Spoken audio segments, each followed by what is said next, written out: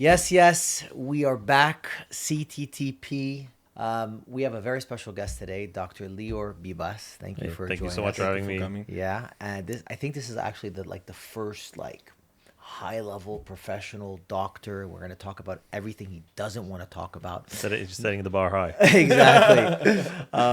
Actually, I just found out that Lior is coming back from my old hometown of DDO and Oh Shalom. So Lior is a Cardiologist. cardiologist and intensivist. Yeah. That's a new word that I learned Yeah, today. specialist in critical care. You're also a founding member of a Jewish association for medical doctors. Yeah, so l'Association des médecins juifs du Québec. In Right. French, it's a Jewish Physician Association of Quebec. I'm currently president. Right. We formed exactly 2 years ago. Right. So you're in charge of making sure Jews get to the doctors first before the non-Jews. Yeah, yeah, it's not really part of our mandate, but maybe we'll get there.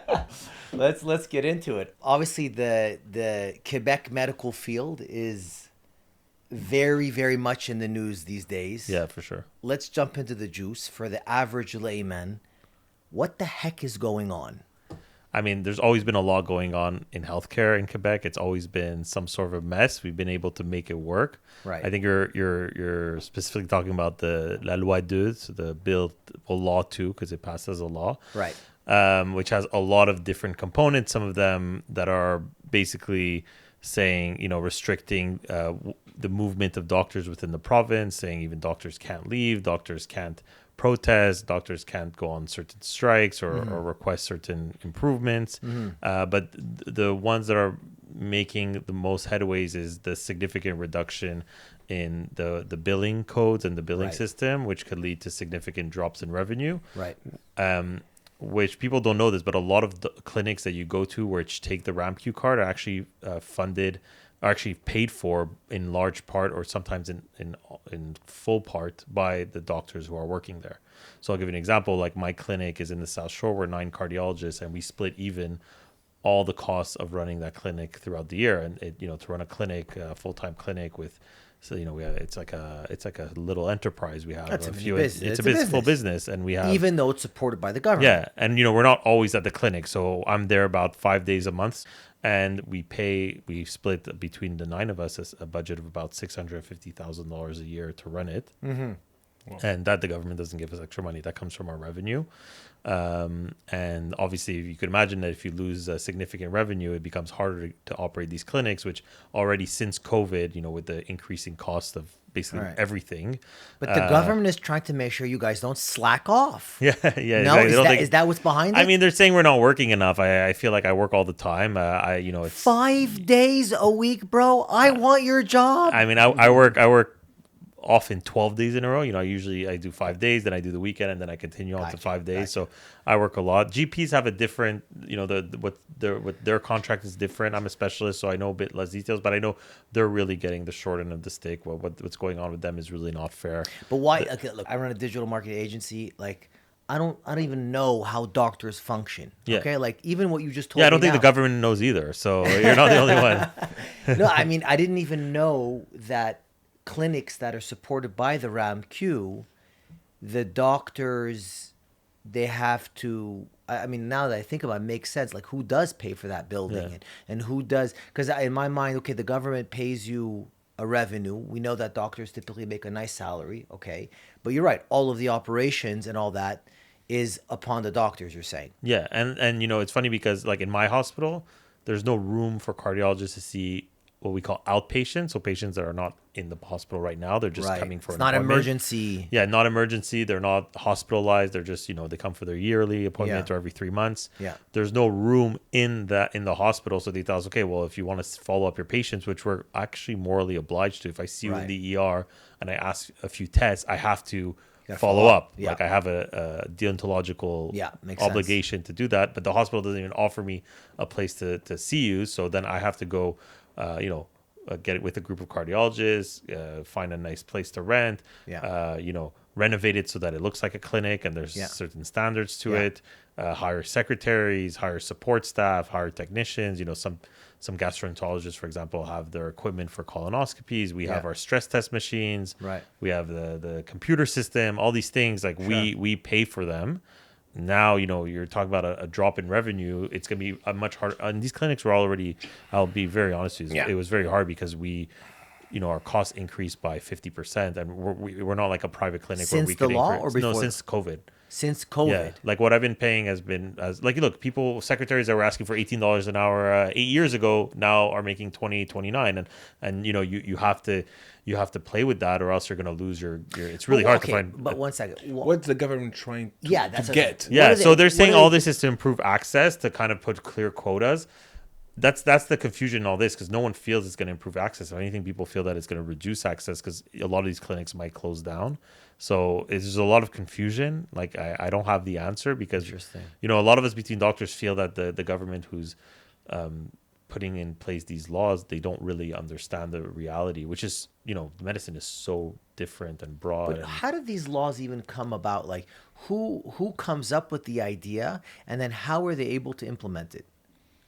I mean, that's policymakers. For the details of that, I know that this law, it's not just a bill, it's a law. That means it was approved, it passed. Wow. It's starting January 1st. I know the representatives. But did they share it with the general public, like to vote on if it's passed? No, I don't know. There it definitely doesn't was work not a that way. vote. Yeah, I mean, Because they're a the majority government government. Yeah, support it, yeah, they they're couldn't control. the CAC in Quebec is in majority, so they're able to all Sorry, their what's the Coalition Avenir Québec. Okay, fine. The François Legault's party. Right. If they're in majority, then they could vote it out if all their deputies. Got you.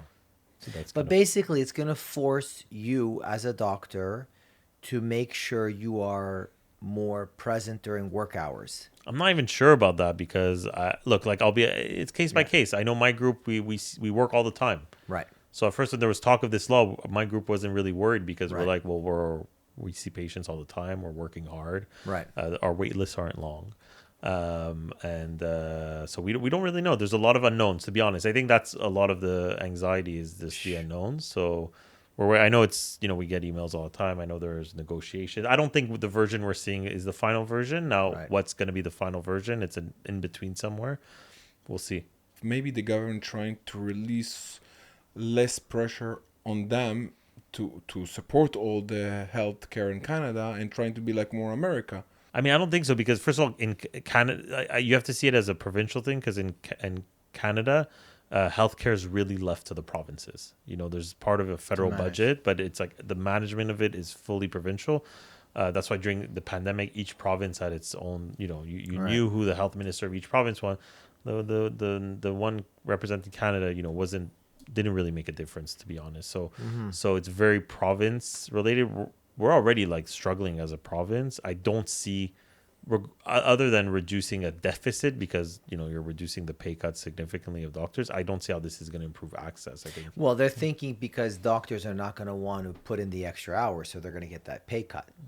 That's the savings. Is that the idea? Again, I'm not even You're not sure. sure? I'm not even. Like, no one knows. Like Ah, literally, it's no one very knows. interesting. Yeah, and I'm people just- it just doesn't make sense. Is it because look, I think the general idea that is in Montreal and maybe in Quebec. Listen, if it's tough to see a specialist. You're considered a Yeah, specialist. so you know no? what's funny? So I'm Yeah. a cardiologist. Right. Our wait times are like 2 weeks.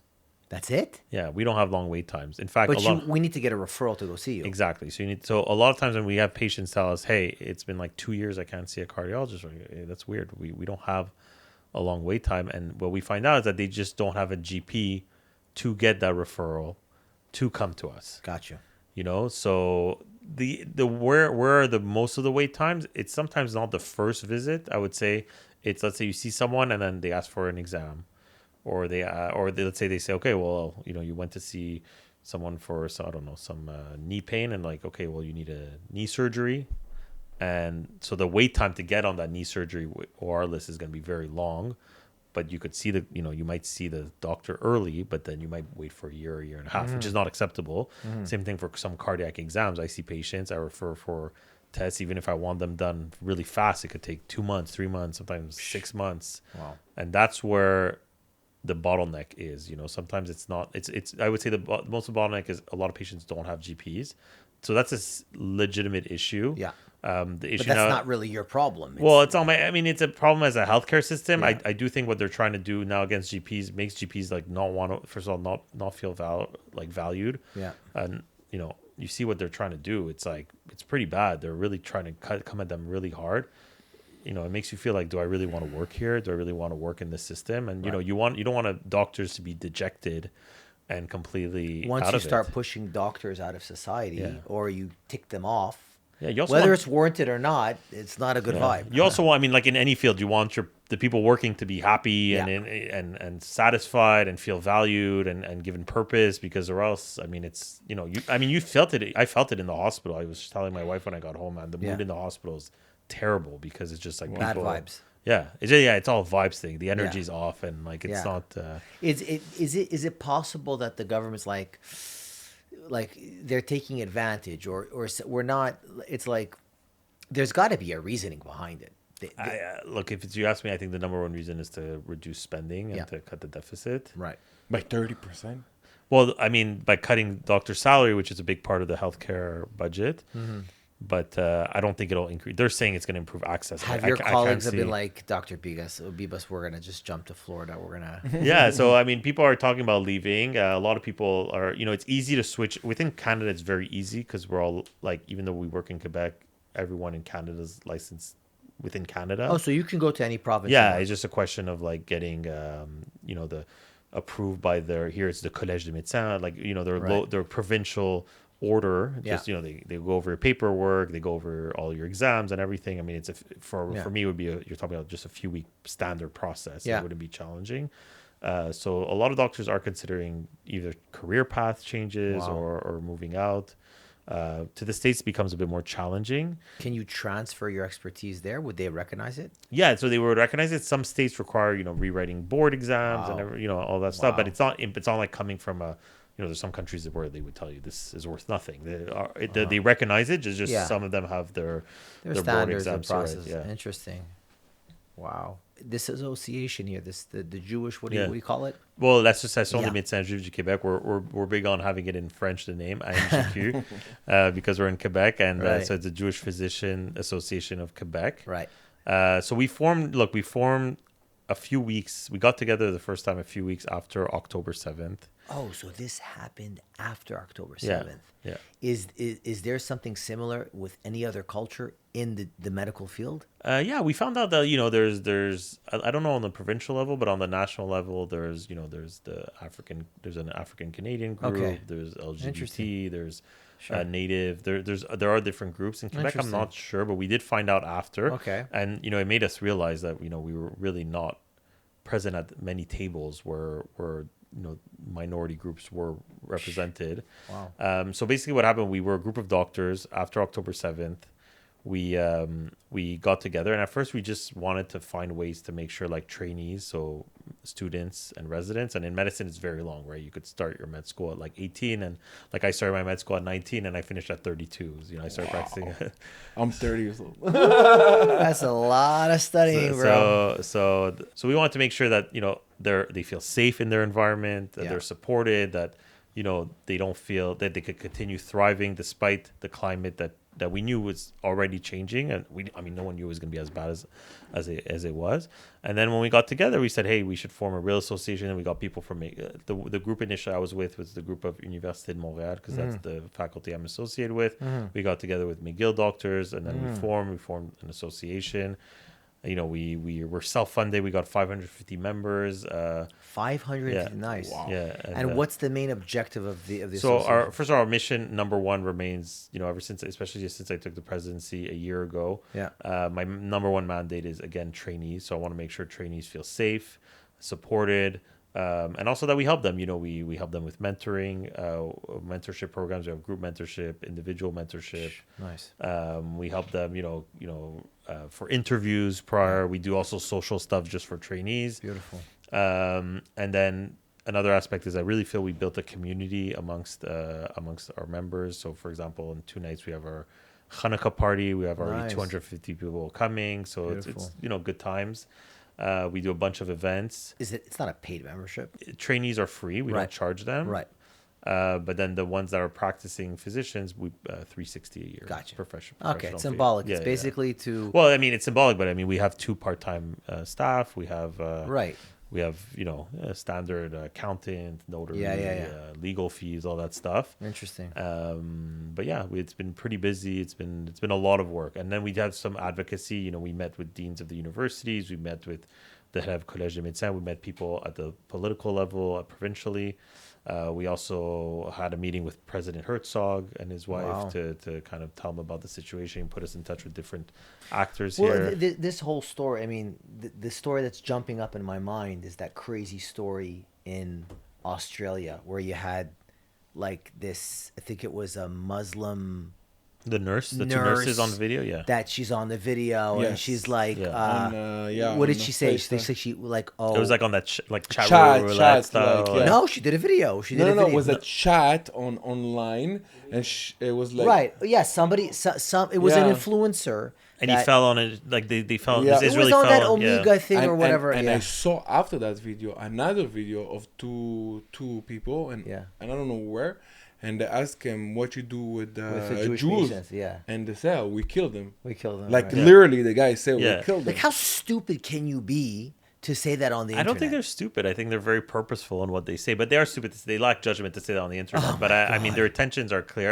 Well, look, what we've been seeing internationally, and this didn't, Canada is part of the problem is a weaponization of healthcare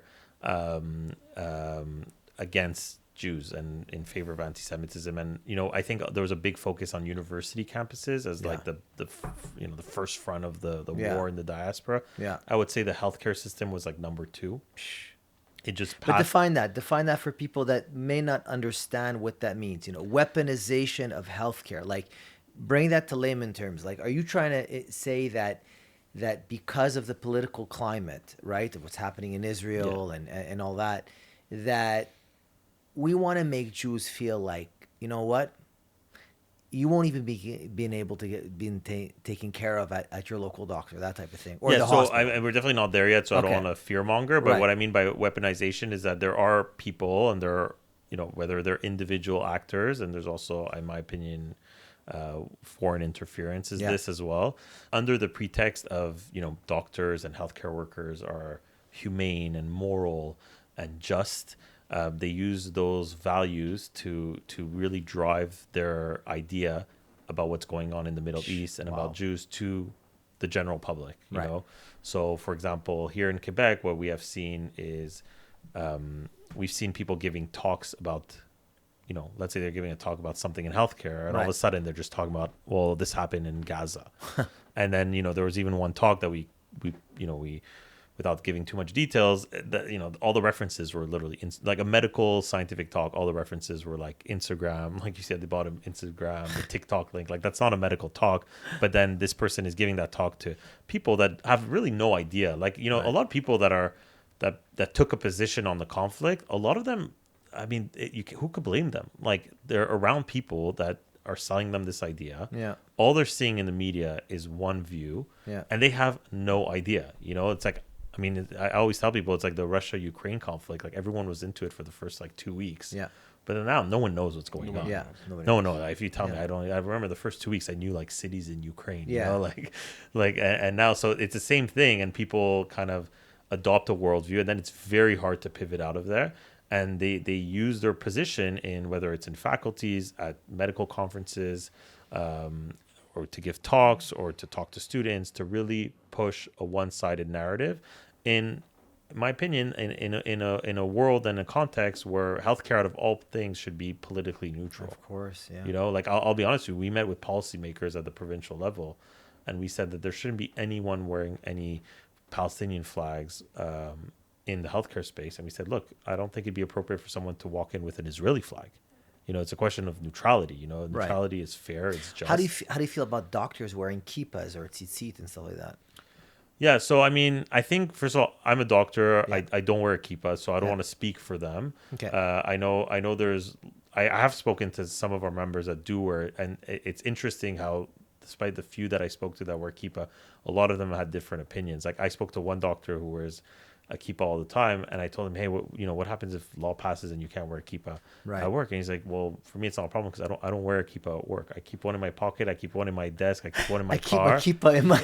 And he said, look, when I see a patient, I don't want them. For me, I want to remain like a face of neutrality, you know. Right. So I'm not comfortable. If I eat something, I put it I put it on my head and I do the Right. bracha. He's Right. like, for me, I value that. Then I met someone else like, hey, he's a surgeon. He's like, I'm gonna wear a surgical cap, you know. So I think it depends on the person. Again, I don't want to speak to them, for them, but I think it depends. I also think as Jews we always found creative ways out of Sure. these things. Yeah, And we but tend when to it- respect the rule. Yeah, or- but when it comes to Jews, we know how to adapt. But Yeah, when it comes to other cultures, I don't think the girls will take out the hijabs or yeah, something like again, that. that's like a personal choice for them. I don't know what they're gonna do, but Why that law passed? it didn't. It's in like so. There's a bill on secularism on the table, and that's one of the the They ban don't on want religious symbol. people of authority or at the medical level to identify with a certain religion. Yeah,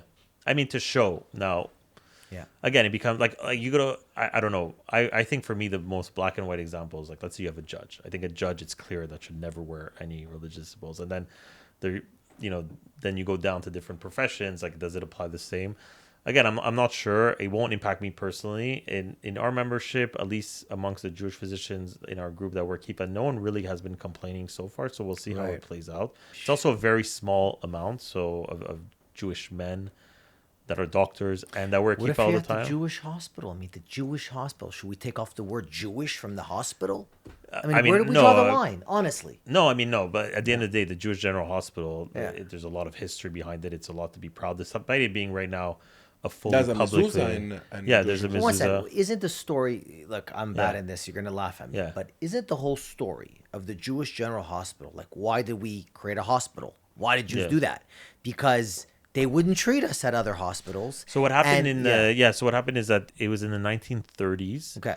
And there was a few episodes of anti-Semitism or doctors coming from Europe from pre-war, Right. War II immigration, had a hard time getting jobs. Right. And then there's one story I'll get the name of the guy of a resident doctor who's Jewish, and he was accepted for his internship at Hôpital Notre Dame. Right. He came from the States. He wanted to come back to Montreal. Got an internship, so a residency there.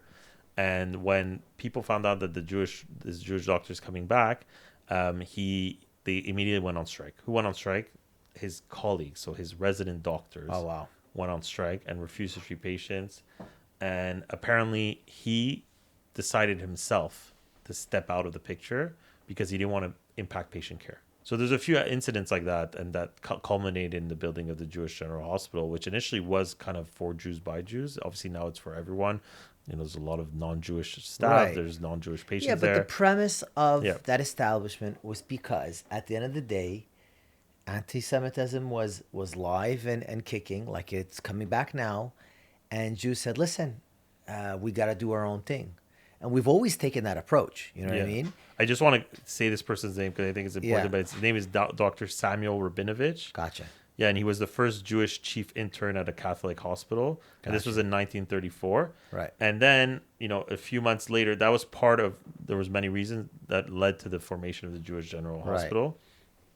And and I think the Jewish General is a great testament to all that. Now, it does remain in public health care. It is Yeah. fully funded. So it becomes kind of slippery compared to other institutions. I Well, agree. because if the government puts that law, like you can't wear a kippah if you're a surgeon or you're a doctor or whatever it may be, and you're at the Jewish General Hospital, and then it's like, where do we draw the line? It's like, okay, no, don't serve kosher food here. Like, Well, I think it's- there's always it's- going to be kosher it's- food at the Jewish. Right. When I was in Toronto, there's the Mount Sinai Hospital, which has a very similar history. Same thing like Jews Yeah. weren't treated well. Right. They started their own hospital. It's like That's the that's our That's story. the story. You don't like us? We'll Yeah. build it better than you guys, and then Yeah. you guys will come to us. and No? I thought it was cool because I remember it was a bit because for me like I knew the Jewish well, but I didn't Yeah. know Mount Sinai. And when I rotated through there, I thought it was interesting. Their cafeteria is literally like split down the middle, and they're like kosher and non-kosher, and even Wow. patients get to choose. Right. So I think it's gonna take. There's gonna be some laws that are gonna pass which will require a bit of classic.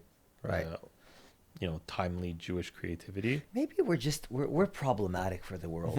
We're like the problem you can't get rid of. Yeah, exactly. It's like you live with us or don't live with us. Yeah, You know what I yeah. mean? Okay, great. So then let's just move out to Israel and that's it. This guy's a good doctor. You'll make some good money in Israel. Yeah, I'm not sure about that, but So that's a problem. Isn't that such a pity, man? That like we have all this great talent, and like it's too bad that like I spoke with my father about it, and he said Israel nikret b'isurim. It's not for everybody, and it's not made to be for everybody. You have to work hard to get there. no. First of all, I love Israel. If I would to leave Montreal, for me, it would only be to Israel. That's same, personally for same. me. Now, I also think that Israel needs a very strong diaspora. Like I think it's, everyone kind of has their purpose. Like I see my shlichut is here. Yeah. And I have to do what I can to strengthen the community here. And I think, that's on each and every one of us to do. Right. And I think Israel needs that. I think we help Israel. Israel would not be in a good situation if all the Jews went to Israel. We would have no allies anymore. Since 7 October, I asked a lot of people, and they say it was not good for Israel. Israel need people outside. 100%. But why? Because I think the Jews that are here show the world and society about our culture. We're so little that sometimes you have to get to know us, And I think when people get to know us, especially you have a lot of people that have these classic and that grew up with these classic anti-Semitic tropes and these notions and these stereotypes, but they've never met a Jew. Right. Most people in the world probably never met a Jew. Ah. Yeah, for sure. I mean, think if there's 6 billion, there's no way. I mean, there's 8 billion people. There's no way most of them met Jews. If there's 50 million, there's corners in the world where there's anti-Semitism, but they never met a Jew. Explain me that.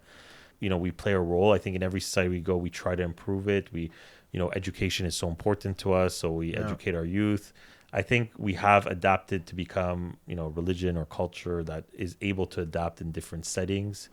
And I think we fit in very well as long as there's room for freedom of liberty and freedom of, and freedom of choice. When we don't have those, we don't do well. That's kind of kind of our history. I tell you, just this notion of like not being able to express your religious beliefs through, we start getting to a very dangerous line here. There's a lot of slippery slopes going on there. Because the Arabs, I think, in my opinion, I grew up with the Arabs, they will never give up about the religions. You see them now in downtown, they're still praying outside and they're doing whatever they want, kind of. Mm-hmm. And also in Israel, they don't stop because of what's going on around them. And when you come to Montreal also, you said no kippah, no this, we cannot do other stuff. And when you're a doctor, when you're a professional, but when you see a doctor Arabs, I don't know if you need to pray in the middle of the hospital, you go pray on the floor. You see that in Israel. I see them everywhere. Mm-hmm. Yeah, Israel's different. I mean, Israel has a very interesting healthcare system where despite 20% of the population being Arab, about 30% of physicians are Arab, about 50% of pharmacists are Arab, and I think nurses is like 30 to 40%. Big percent. So like they're really overrepresented in the medical field. And what was interesting is that when we had our meeting with President Herzog, we mentioned our concerns about the healthcare system here, and he was very surprised because he said, for us in Israel, the healthcare system is a model of coexistence, because it's the only way it could function. You can't have, people from all different backgrounds coming in and fighting politically. It wouldn't work. Like you have to center on the patient care. And he said, look, like there's been no major incidents of, discrimination or concerns about patient safety because of this, despite Arabs and other minorities being overrepresented in the system. So Israel's very different. For me, Israel, you cannot compare Israel to anything else. It has kind of that like doesn't get talked about on the media. Yeah, like Israel has like the elements of the West that we have here, but then it has elements of the tribal aspects of the Middle East that you don't have here either. Yeah, that's true. So I think Israel's like, you can't compare it. You want to compare it to its neighbors, it's not comparable. You want to compare it to the U.S. Yeah, in some ways, but not in many. You think the Jewish here in Montreal, they're strong enough to fight this anti-Semitism? You want to know my honest opinion? Yes. No, I don't think so. I don't want to discourage anyone, but I think people have there's the potential here, but what's been very discouraging for me is most people's energy are about talking about like leaving, and for me that's very like I don't know, like for me I understand the concern. I understand, did it cross my mind 100%? Like I also lived the past 2 years here, but to channel all your energy into where do we go, where in Miami's nice, oh I like Aventura, I like this, or maybe Israel, or But it's people. the easy thing. Did It's you ever easy. did you ever feel discriminated against because you were a Jew? Not since October 7th. Like in my life, yeah, I've had a few, but not. Uh-huh. But also Like in university? yeah, but a few little things, Right. not nothing major. Did I ever feel that anti-Semitism like was in the way of my career or my success? No, but I don't. I also feel like I don't think it'll be the same for my kids, and also it's very different. Like I think I'm in a good group. I'm in 2 hospitals, and it's been going pretty well there, but I also think both these groups respect that you could disagree about things politically, because I know I have colleagues that they didn't post anything anti-Semitic, but they're pro-Palestine. Yeah. It's fine, but at work we don't talk about it. Right. And it's still colleagues that I call, hey, I have this patient, what do you think Yeah. about this? I wanted to know your opinion. And it's important, because if your political view kind of impacts your relationship with your colleague, that could ultimately impact Are patient we care. foolish enough to think that it doesn't? Look, like the reality is, you believe a story, whether it's true or not, you're impacted emotionally. Okay. Depending on the intensity of that belief and that passion, how can we not think that it doesn't bleed over into the decisions you make? Well, I don't know. I disagree, because Okay. I think like as professionals, like that's the whole thing about being a professional, is that you should be able to compartmentalize. I think that's BS. Yeah, but Because I think the world is showing you that. Yeah, maybe. What's the most professional profession? What's the profession that's closest to life and death? The medical profession. And when we see medical professionals flaunting that they would poison Jews and they would. No, for sure. So you have You know what I bad mean? actors in the picture, for sure, that are not professionals. Right. That their entire, that their hate Right. hate is so deep and Right. profound, permeates through definitely their decision making. Right. Now, did I encounter people like that? No, I haven't. Gotcha. And if there are, I hope there's not more than a handful. There's none, but Right. But so my experience has been that people were. Now I know I don't want to say that that's just my personal experience. I know colleagues that have been. I know students, for example, that have been asked in front of, other students, non-Jews, Yeah. you Who know, you support, why did your prime minister bomb Gaza yesterday? And there's so many levels to that. Like, Right. just to say that you're saying you're prime minister for a Jew that's Canadian, it's already you're saying something. Yeah. Also, there's a relationship between when you're an attending physician and the student. There's a hierarchy there. Can't say something. I had someone that a very clear Jewish name, like it was very obviously Jewish. Yeah. And they said something like, "Oh, would you change the name after the war?" Things like that, and like, it's completely inappropriate. So Yeah. there's a few examples. We had one that was kicked out of one of the first things we heard is someone kicked out of their student group. Oh, really? Yeah, of their study group with other peers, because this was like immediately after October 7th, and she posted something in support, like really just saying like, "Oh my God, what happened?" There was nothing. And she was kicked out. Yeah, she was kicked out. We've had people, saying really nasty stuff on social media and not even getting any sort of discipline. A doctor was wearing a pin with the Palestinian, with the Israeli and Palestinian territory map, but only covered with the Palestine fight it flag, back? which is completely inappropriate. Yeah. What? How you fight it back if you are a 25 years old Well, that's student? exactly. Yeah, so that's the yeah. thing. So that's one of the things we build. We build trust. So a lot of them come to us.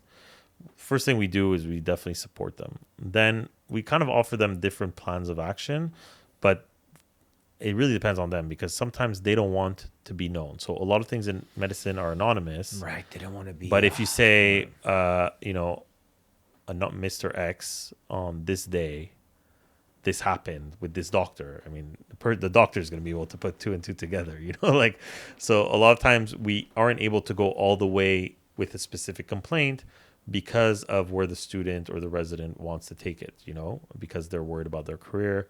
We don't want to pressure them either. But we do use these examples. For example, when we with deans, we say, okay, we had this, to try to push I think there's been an acknowledgement that there's an issue, but I haven't seen any action.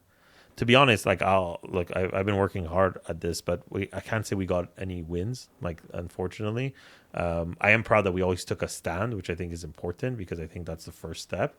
But it's really hard to get wins. Like, look where we are. We're in Canada, where we don't have a very friendly federal government.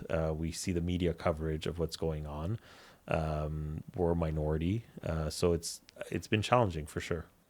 What an incredible role you're playing. I understand, I guess, the passion behind it and the direction that you're. How do you handle? I mean, let's talk about your personal Jewish life and how you express that, and how do you navigate that with your children and. So for me, I'm a very proud Jew. I mean, everyone who knows me, I don't know. I don't really like the word religious. Okay. But I consider myself very spiritual. Sure.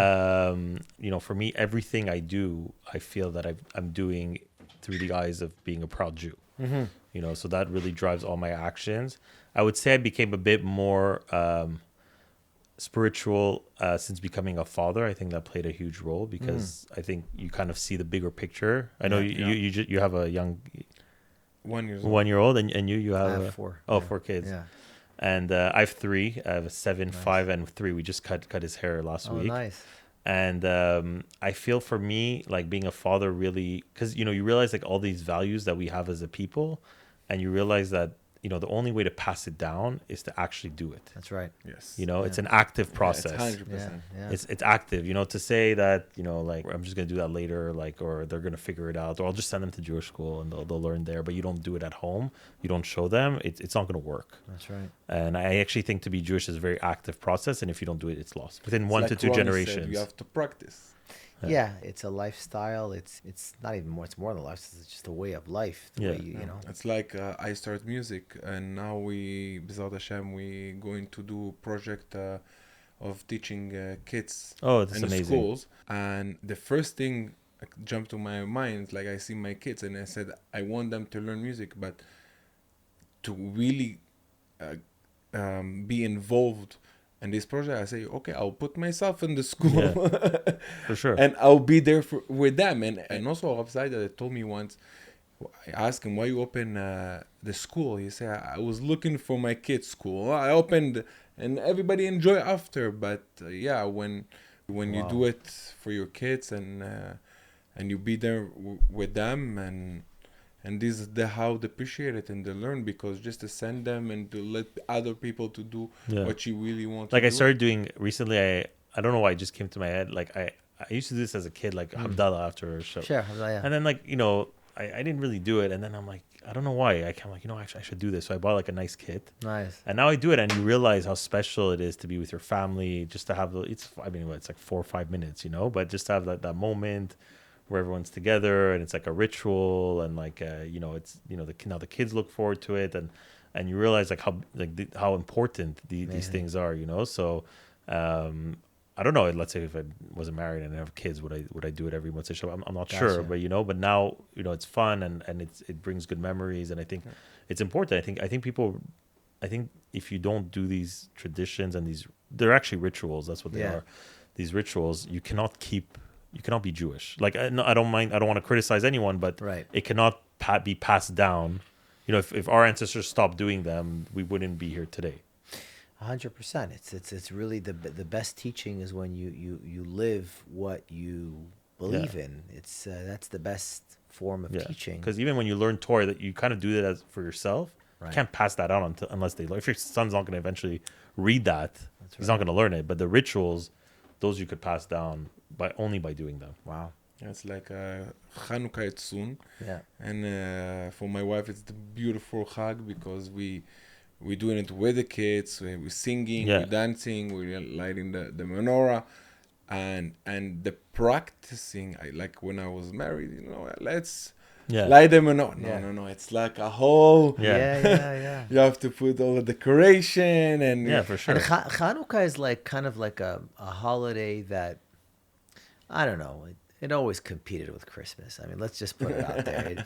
The Festival of Lights, but they always had brighter lights, more presents, and better movies. And So I remember, when I was first also, coming back to becoming religious, like, I was doing Shabbat, I was doing other Chagim. When it came to Chanukah, it was hard to tap in because it was like, okay, like, what do we do? I was always looking for the doing part Yeah. of the Chanukah until I really recently started to tap into Chanukah and just kind of like step into the being part of it, like sitting down, that quiet moment, looking at the candles, and feeling grateful, expressing that hoda'ah and that gratefulness, and it's a really really special chag. For sure. When I was a resident, I was so you couldn't take off all the time, so I was working a lot. That must have been tough. Now that now I slowed down, I take pretty much all the holidays off, and Wow. just to be able to like be with my kids Sure. and be present, and especially I stopped using my phone on the holidays, and that Wow. so for me these things are so important for your Yeah. family. It's like at the end of the Totally. day, nothing's more important than family. That's right. And it's these things augment the entire experience, not only of your kids but you as a parent. So I think it's important. I think there's a lot of I know in Israel a lot of people came back a bit to the religion because Israel had a funny problem where like my secular family in Israel is like so secular. It's like what the hell is wrong with you guys? You know what I mean? It's like It's like you don't need this. You're in Israel. It's like We're in Israel. I tell them the magzimim, Yeah. like you're exaggerating. Like dafka, they're gonna eat pork. Like dafka, they don't fast on Kippur. If they were here, you guys weren't in Israel, you would have done it. Right.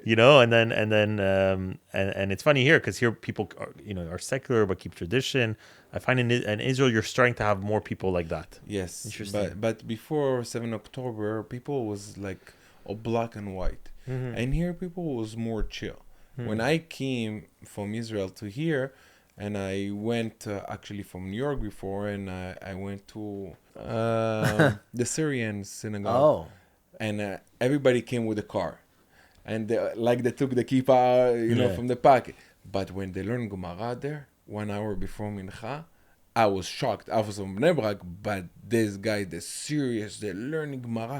They're learning halachot. And most of them no religious. They're doing Shabbat, like Saturday night, but they go work in the morning, or they're not fully Shomer Shabbat, but they're not black and white. Not because we're not doing everything. We not we cut ourselves from religion. And it's beautiful to see it outside from It's the Israel. labels that made this problem, to be honest. Yeah, with you. Me I too. agree. Me too. I hate this thing, this religious thing, Yeah. these labels. And in fact, I was having a conversation earlier with a friend about this. Is that you got to respect people where they're at. Yeah. You know what I mean? It's like they are where they're at. That's it. I found it created a tremendous amount of division. We don't have so much this, I find, in the Sephardic world. You know what I mean? I find in like the general Sephardic world, it's like, yeah, you're practicing at different levels. You know what I mean? There's more gray. There's more gray. Yeah. It wasn't so like, in the Ashkenazi worlds, it's like reform, conservative, orthodox, modern Well, you orthodox. see, these movements don't. First of all, they're not here. Like the reform and Not conservative much, movement is yeah. not. Yeah. Doesn't really. Yeah. I mean, I know they exist, but Yeah. it doesn't play. It's not like in American cities where Right. they're There's like sometimes the reform prevalent Yeah. opinion. Yeah. In Israel, they don't exist. I mean, it's very small. It's not. It's not a Very reform. tiny. Yeah, I mean, Yeah. people Right. just don't go to synagogue. Right. It's like, So Yeah. so I think the religious label did a lot of harm Killed to it. Jews. yeah. Mostly because it put a label on something, and I also think secularism made a lot of harm on Jews. Sure. I think secularism is very dangerous, not because if you want to choose not to believe in something, that's fine, but it kind of washes everything with it. Whereas Jews, we're always been a people, like I said, with rituals, with an active role in maintaining their tradition, and when you stamp secular, you kind of throw everything away. That's right. And that's really dangerous for the perpetuity of Jews and and the maintenance of our values. So yeah, I don't think we should have these labels. I think people should practice Judaism proudly. I think it's important to take something upon yourself that you like. I'll be honest with you. I used to never wear tefillin, and I started this Rosh Hashanah. Well, not on Rosh Hashanah, but I said Wow. New Year's thing. Wow. And I said I'm going to try doing And it. I'm curious, what prompted it? So what happened is that look, I'll be very honest. I know people. I have friends that are like, Listen, this is the barber. First of all, does the doctor get his haircut? Haircut by me, Okay. yeah. oh, yeah, That's okay, for yeah. sure. Maybe I'll get one today after. Yeah. Okay, so that's nice. This is all about honest talk. So give it. Yeah. Give So us the I'll be juice. honest with you. So okay, I have friends that tell me like bro, I connect so much when I put my tefillin. Yeah. What a connection. Yeah. I said, look, I don't feel it. Sorry. Like Yeah. I feel some things. This I don't feel. Right. It's not.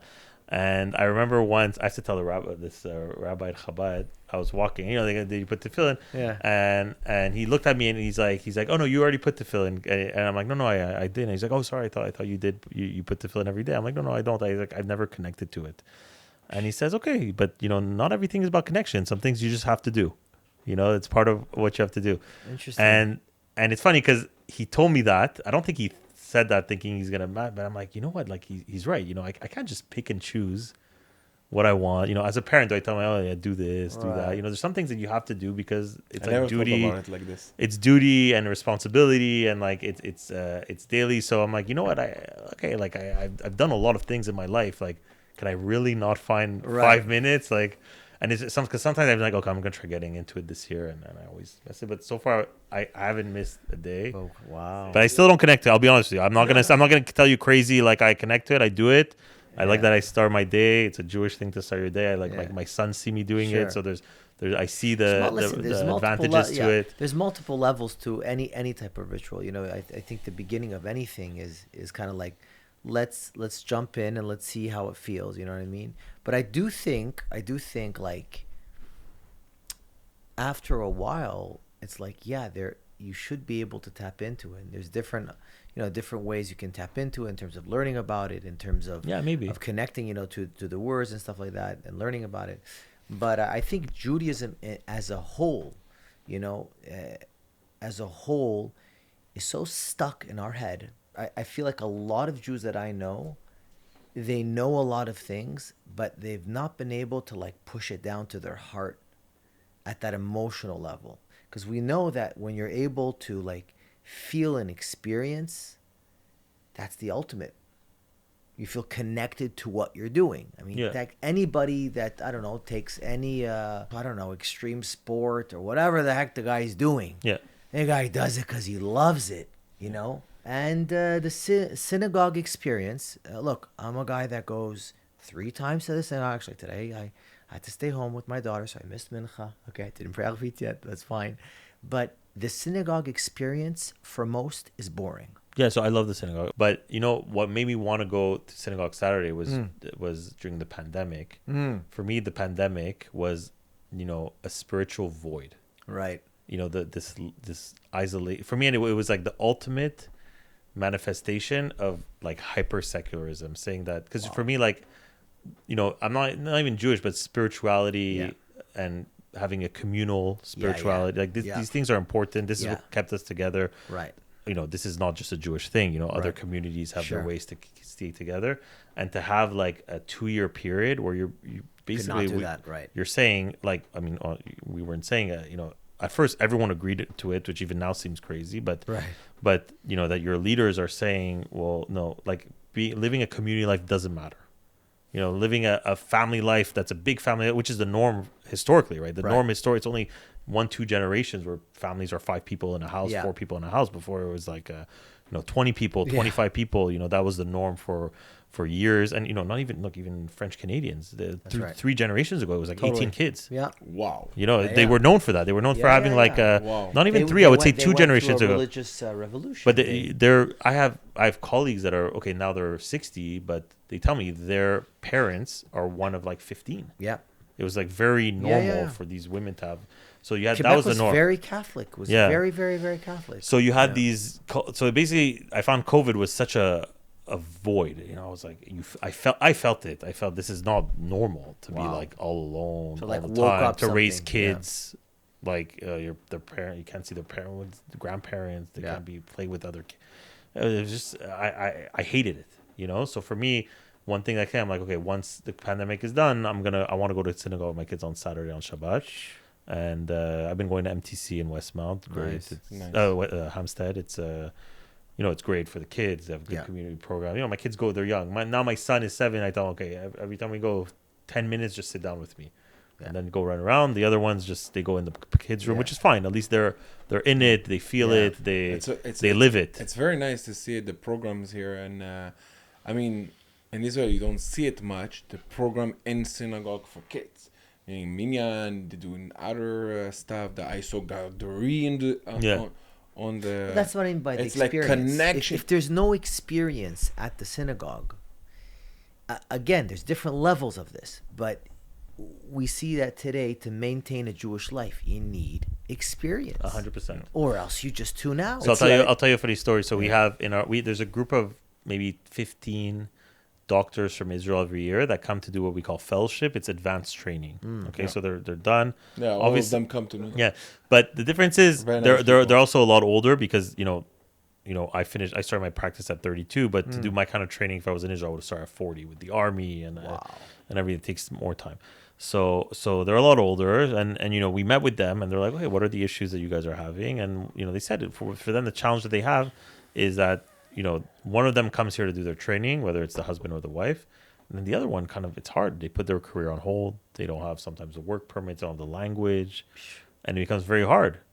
And we were at the consul general's house, and someone said, well, you guys should start going to synagogue. And they were like, they looked at him like, are you crazy? Like, he's like, no, here synagogue is just about like meeting people and like schmoozing and they couldn't get it. They were like, they for them, it was like a kind of almost, I felt it was like, they felt insulted when we told them to go to synagogue, but they don't realize that like, that's how you build community. Like synagogues here play a role to build community, which maybe in Israel you don't need because everyone forms their own little community. Right.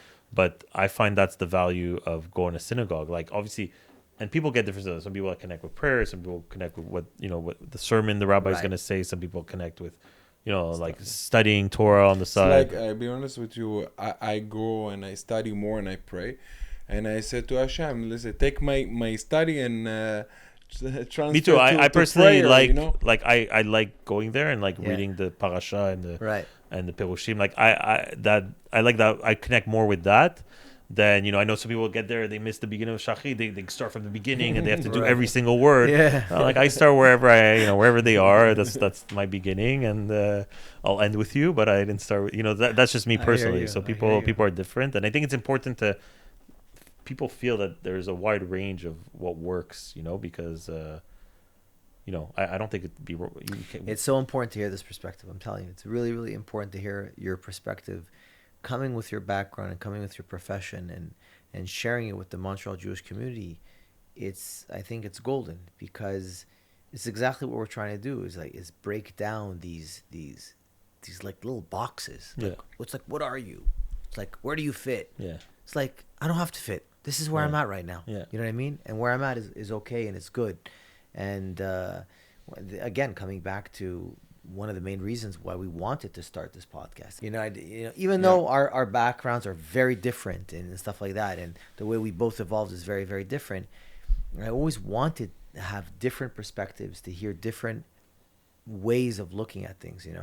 Baruch Hashem, we start inviting people to the podcast, and I really start to see like we're not supposed to be on the same page, but I can respect everybody. Exactly. And this is what I want to share the message for everybody. When you meet a Jew, at the end of the day, you're not supposed to be eating the same plate or study or praying the same but you still have to respect, especially when it's your brother. And but I think Jews, that's kind of like, I think there's so much disagreements in the world, but I think that Jews have figured it out because most Jewish families are so different.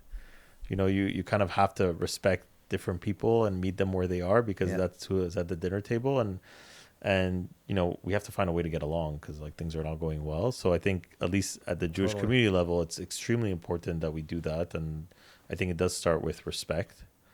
And I do hope, I do wish that the Montreal Jewish community would just work more on kind of being more present and being more courageous, especially in these, when you compare historically, Jews have been through a lot. What's happening now is actually not so different than what happened in the past. And it's actually like, no Jew in 1935 or 1940 would look at you now and be like, oh no, we're better off than you. You know, like it's been much worse. What's here is bad, but you know, let's take a stand. Like let's stand up for what's right. Let's like hang on to our values, and you know, instead of like saying let's move to Florida, let's leave, you know, let's be proud Jews and take a stand. So true. I feel what you're Take a saying. stand. Like we have a place here where like Yeah. we're not outsiders. You know, Jews have been in Quebec for like over 250 years. Yeah. You know, we've contributed to in every field. You know, don't forget there's a huge mural of Leonard Cohen, who was, you know, a very spiritual. Yeah.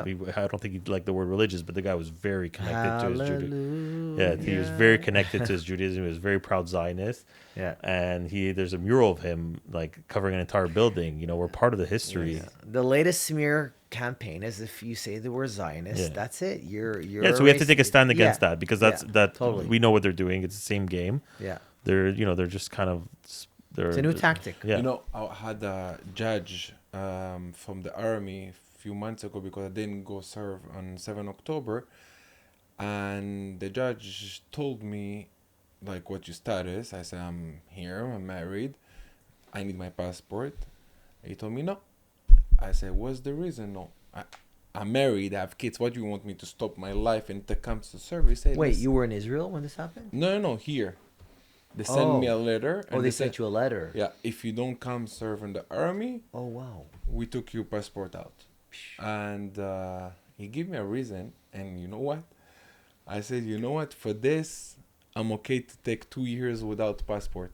He said to me, if we no fight and everybody will leave the country, we're going to lose the country.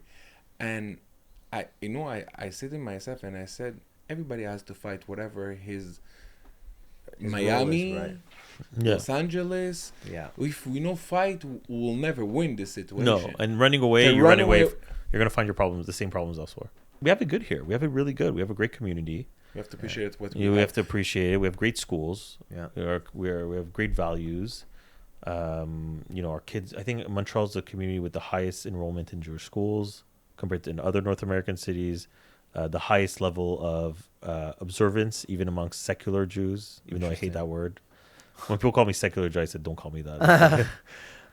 So we have a great community, and I think we have to take a stand and stop focusing. You know, there's so many ways we could improve our own community that we should focus the energy on that rather than, you know, looking up apartments or houses in Florida. Let me ask you this: what would you say to parents, Jewish parents, that my child's interested in going the medical field and Oh, you're asking me that at the wrong time with this Yeah. No, because it's funny. I had this conversation. threw this away all my morning. kids like Listen, doctor toys. No, I'm kidding. yeah, but listen. This morning, somebody spoke to me about this. You know, my kid's interested in going the medical field, and you know, a lot of studying. And Yeah. what's the average? What are we looking at here? So okay, so usually, in Quebec, there's an advantageous system where you could get in after CEGEP. Okay. It's the only place in North America where you have that. So Interesting. that's what happened to me. So it actually saves you 2 years. Okay. So aside from that, it's pretty long. I would say to be a GP, it's at least 8-9 years of university. If you know, maybe 7 to 9 years. Yeah. If you to be a specialist, I mean, I did 5 years of medical school and then 8 years of residency. You know, some people add a PhD to that. Some people do research. There's different profiles. I think medicine is a great career. Regardless of what happens, I'm proud that I did it. Now, is it going to change my career? Maybe, but I'm very happy I did. I find it super interesting, very fulfilling. You have to like science, I would say. You know, you have to. Sure. If you don't like science, it's not going It's to not work. gonna fly. It You can't also be have to scary. have good communication skills, but you could always work on that. You know, I Okay. think there has to be this intrinsic passion, this intrinsic purpose that you find in it, because it's the only thing that could drive you going through 13 years, like, Of or 12 studying. years studying, or you know, being on call with 36 hours in the hospital, then going Yeah. back to study and doing a Wow. presentation and then an exam and all that. a So lot. it's very hard. Like I could really say that. You know, ever since I started working in my practice, even though I do, you know, I still do night shifts. I sleep at the hospital a few times a year. Oh wow. Sometimes I do 30 hours in a row, or sometimes I have long days. I mean, When you say nothing 30 compare. hours in a row, Yeah.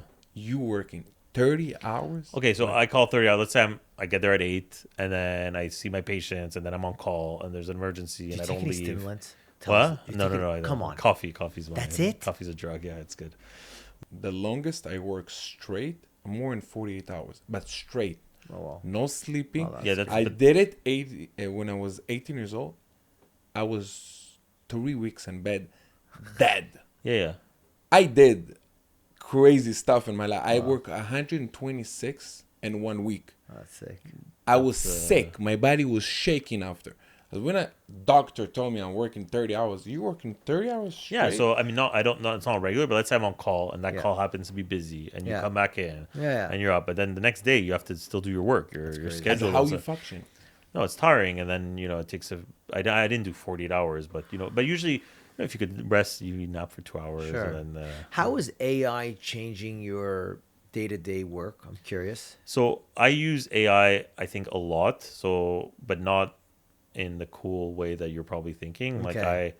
for example, like let's say you have a question on, because we still don't know everything in medicine even after Right. everything, but like let's say things like, okay, like what's the criteria for let's say something odd that you don't see often that you have to like pull out from something, or Yeah. or some medications you have to like according to weight or how your kidneys work. So like I plug that in. So basically before I used to have all these apps. Right. Now All gone. now I just use like AI. Are you using like a I use specific? ChatGPT. But I you're know not there's using other. a special model. No, I use just that one. Wow. And then it helps me also to write my notes. Sure. I sometimes play a recorder, or Right.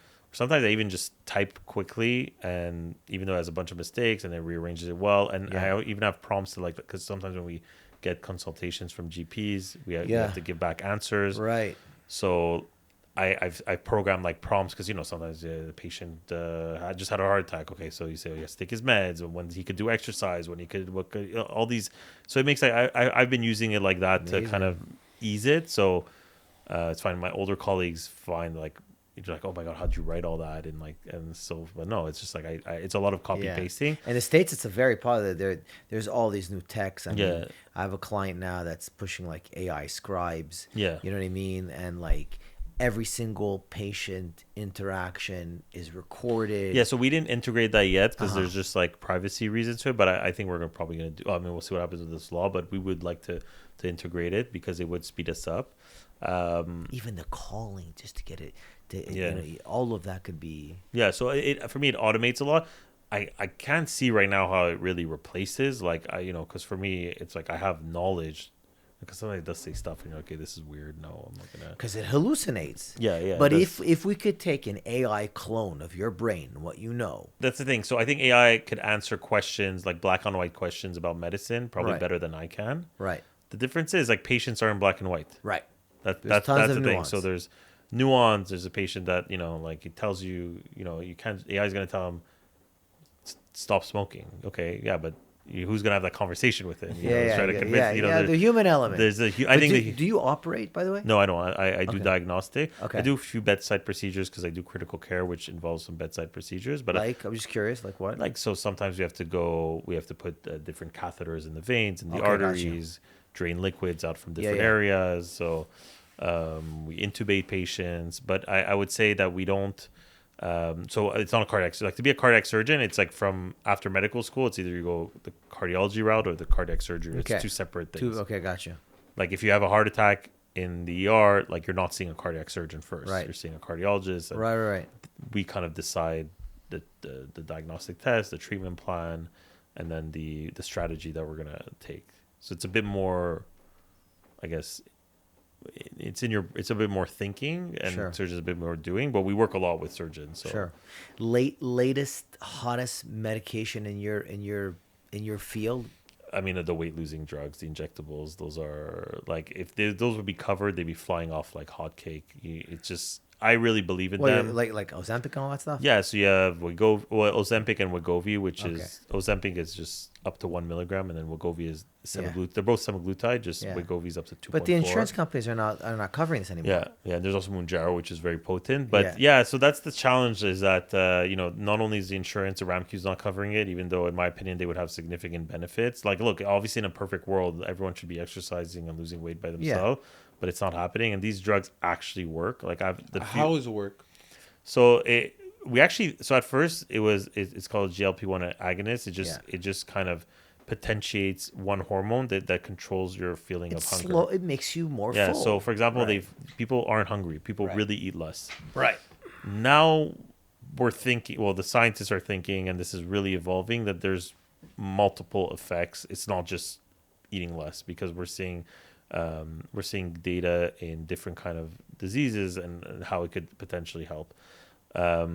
What's interesting is that, you know, you have these people that eat less, and that's the thing that people know, there are risks to it, because if you eat less, for example, You lose muscle mass. you could lose a lot of muscle mass. So, Right. for example, the few patients that I've on that have agreed to take it on, that Yeah. pay for it, Yeah. $450 a month, Oh, well, because Monjaro. they've tried everything. That's and, Monjaro if you're paying $450 a month. no, they're actually, well, because Ozempic goes up to 1 milligram. Right. And if you And go, yeah. Ozempic was studied in diabetics that want to lose weight. Right. Wegovy, which is 2.4 milligrams, was studied in non-diabetics who want to lose weight. So the higher dose leads to more weight loss. Right.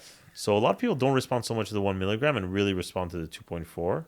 So the few patients that I have on it really lose a lot of weight. Yeah. Now, I kind of reserve it for patients that are also very motivated and are Yeah. willing to pay. What about, are you ready for this one? What? Retatrutide. Did I say that right? What is that? Retatrutide. I've been seeing this drug pop up on TikTok I everywhere. probably know the other name. It's GLP-3 maybe. It's everywhere. And they're saying that it's Oh, like, yeah, I read about Okay, this. So I think yeah. there's study, like, let's wait till the studies come out. Yeah. I think there's a big, like, ongoing trial. So for me, I'm big on, like, if it could work, whatever works in a lab, that's cool. But you Right. need to study it in a randomized, you know, of this versus placebo. Yeah. See the effects and really counter biases, see what works. So we'll see. But again, like, as a physician here in Quebec, you know, if the study's positive, Why I not? can't even prescribe it. Yeah, I know. You know, so it's kind of And unfortunate. this is the world of like peptides. Like I've been researching like the whole world of peptides, and there are all these like, this is all gray stuff. But for example, athletes that are getting like super injured, they're not even second guessing. They're taking things like BPC 157. Yeah, so again, I don't know Yeah. that field well, but Okay. I feel a lot of things are done in those fields without proper data. Yeah, just it's because not- something yeah. works, for example, in a rat. test tube or in a Right. rat or even a dog, Right. doesn't mean it translates. And if in fact, like 99% of studies started with something that was, you know, when you read a paper, it says, oh, well, we did this study in this animal models, it showed Yeah. that this worked, and then Yeah. most studies are actually negative in medicine. So you hear the ones that are positive, but most studies are actually negative. So this is an amazing class of drugs. I think it has the potential to change medicine. You know, I have patients that are on like one medication for blood pressure, one medication for cholesterol, one medication for diabetes. You know, you'd say like, wow, this guy would lose weight. If you They'd just be on lost- no meds. Wow. It'd be done, you know, and Yeah. they would have, like, forget the labels. They'd be not labeled. So I think it's too bad because eventually if they'll be cheaper, I really hope, you know, if there's generics, it'd be amazing if they could get out there and provide weight loss to people that have tried a lot. So if you're like 80 years old, obese, and you've never exercised in your life and you're in a wheelchair, I'm not going to prescribe it to you. Right. I'm going to keep it for people that are motivated to lose weight, because Yeah. I also don't want to make them feel that they're on it forever because of the cost. Eventually maybe they might be on it forever if it's cheap. And, you know, I usually tell them, like, you start exercising, and I've had a few people on it. Like, we know people are going less towards bariatric surgery. It's actually working. It's just odd that, you know, bariatric surgery is covered by RAMQ, but But not they the- won't do, yeah. Yeah. It's like experience with my wife's grandfather. He was 99 years old, and he was living by the last 3 years. He died this year, and the last 3 years, he was living by me, and he was eating not healthy. Like every And day. I take them. I was taking him all to the doctor, and one time he went to the doctor, and the doctor told him, "You have to stop with the sugar." He said, "I'm 99 years old. Why do you want for?" I kind of agree with It's him. I like- mean, it's like I think the and- goal and of I was- medicine is to get to even 90. I mean, once you're at and 99, he was you beat out all the strong. odds. You remember him? He was strong, dancing. He was laughing, and I asked myself, "What a second! It's really genetic." Yeah, so there's genes that program for certain diseases, which obviously limit your life expectancy. But we know that there's genes that are programmed to live old well. So it's not just the absence of disease that makes you healthy. Some people are really predisposed to What live if you're just healthier. a joyful, happy, simchadik person? Like I you're mean, just- I believe that like data shows yeah. like people that Yeah. have big social networks Yeah. live longer. right, Wow. You know, so people that are isolated live shorter. You know, right. married people actually live longer, despite what you might think. You know, so compared to people, you know, people that have, so these things matter. Obviously, the goal of medicine is to try to improve each one's health, and then, you know, then a lot of things we can't control. What about anti-aging? Like some of the, when you go into the world of these peptides, you know, when you see these things on TikTok or Instagram, it's like, but they call it like the Wolverine stack, and then they call it like anti-aging, and there's that famous. Yeah, I mean, I think these are marketing things. Right now, we don't have. There's really no data saying that these things that improve the aging process. Right. There was even a study with GLP-1s in dementia. It didn't work, despite people thinking. Again, it was a study because people thought, you know, maybe it might work. It could have an effect, right? But it didn't work. So, but I do think, you know, these things, especially now with all the technologies, the injectables, they're going to start playing with genes, and we'll see what's going to happen. And it's a great time to be alive. Like, the things are changing really fast. Yeah. Like I have one of my clients. He had cancer, and he told me now they're trying to change his gene to let the body fight it different. Yeah. So now, like, a lot of people with cancer aren't even on chemo. They're what we call immunotherapy, which is targeted therapies to their immune system, which kind of there's some cancers where it could really get rid of, but most of them, it's because I'm not an oncologist, but most of them it's really, they're able to live like it's like another chronic disease. Wow. You know, and these are cancers that maybe in the past they would have died or they would have lived. So things are changing really fast, and it's exciting, but we'll see. Like the GLP-1s for me are game changers. It's just unfortunate that you can't. It's incredible that you have that perspective. Honestly, I thought when I was going to ask you that question, you were going to be kind of against it. But it's interesting. It's very. Well, I mean, because it's affecting your field. The reality. Like, what's the real? Like, it's not like I'm in a world where if I tell people tomorrow you're starting a boot camp, right, and you're eating healthy, and I have that option, and I know they're gonna do it. They're gonna go 5 times a week or GLP-1s. Yeah, like they're just that doesn't happen. Exactly. You know, so and I can't go knock at their door and be like, it's time to go to the gym. You know what I mean? So. As a doctor, I don't want to depend on. I'm very big on non-pharmacological interventions, but for me, it's like you should have all of them in your toolbox. Yeah. And I can't have it in my toolbox right now, which is frustrating.